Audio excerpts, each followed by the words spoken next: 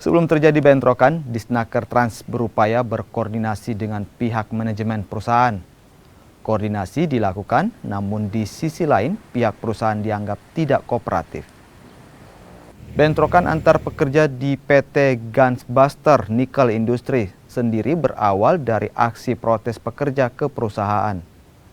Mereka mengajukan 8 tuntutan yang salah satunya terkait keselamatan kerja yang dinilai kurang. Akibat bentrokan, 2 pekerja tewas dan sejumlah bangunan dan aset perusahaan rusak. Surat resmi kami sampaikan, tapi keterangan itu tidak diberikan, lambat sekali. Jadi saya menilai mereka kurang kooperatif. Padahal sebenarnya kalau mereka kooperatif dari awal, insya Allah kita bisa cegah terjadinya kecelakaan kerja. Karena kita minta data itu untuk kita bina mereka, baik norma kerjanya maupun norma K3, keselamatan kerja. Manajemen K3 di sana memang saya lihat agak buruk. Terus terang saja saya harus sampaikan begitu. Dan saya sampaikan, Pak, Bapak harus kooperatif.